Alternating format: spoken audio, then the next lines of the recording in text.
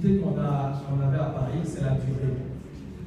Parce que mobiliser une salle pendant 24 jours est très compliqué. Parce que la plupart des salles qu'on a eues, la plupart des salles à disposition, les salles à disposition de location, ce sont des salles où s'organisent des cérémonies. Généralement, les week-ends sont complets.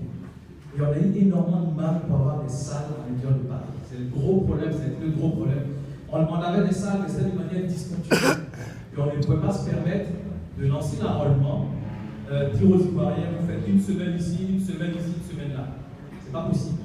Voilà. Et ça a été vraiment une de notre grosse difficulté, les salles.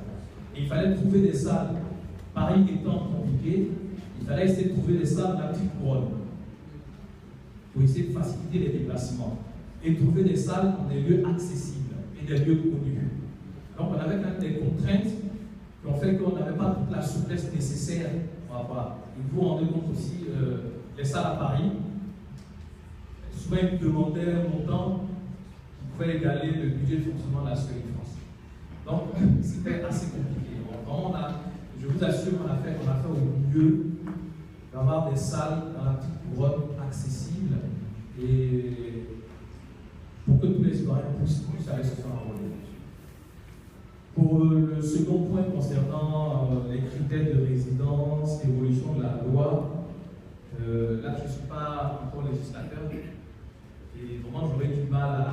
Je vous demande de vous rapprocher d'un législateur, quelqu'un qui a été élu par les Ivoiriens, et je pense que ce sera son rôle de prendre à bras le corps ces sujets et puis de le remonter à ses collègues députés. Quand je serai élu, si Dieu me donne cette chance-là, peut-être je pourrai pas. Bravo.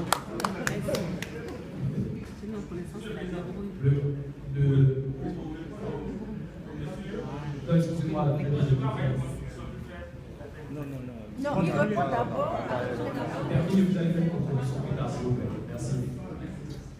Monsieur Oussou Yassine, pour les déplacements, pour les lieux, ce qui s'applique en France s'applique en Côte d'Ivoire.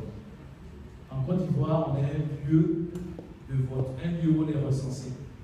Si on change d'endroit, on ne pourra pas se faire recenser. Il n'y a pas d'exception en France. C'est la même règle en Côte d'Ivoire. Donc, je comprends mieux qu'ils n'aient pas mis d'exception pour la France. Voilà, parce que nous sommes des Ivoiriens, comme ceux qui résident sur les territoires ivoiriens, et la loi s'applique à tous. L'inquiétude concernant la sécurité, la délivrance des pièces. C'est vrai, je suis d'accord avec vous. Ça s'est passé dans une situation, je dirais, un peu calmeuse. Et je partage votre nouvelle inquiétude parce que j'étais vice-président en 2010. Je ne vais pas le défiler. Ça n'a pas été facile, ça a été très dur. Je comprends votre inquiétude. Je comprends. Et je pense que vu l'expérience que j'ai eue, que les Ivoiriens ont eu, on essaiera vraiment de ne pas répéter ça. On va tout faire pour ne pas le répéter. On va essayer de mettre les moyens au niveau de la sécurité. On va s'arranger pour faire, comme vous avez dit, une délivrance de pièces civilisées. On va tout faire pour que ce soit quelque chose de civilisé. Donc, je pense qu'on va s'atteler la tâche et c'est ce qu'on va essayer de faire. Et je comprends votre inquiétude.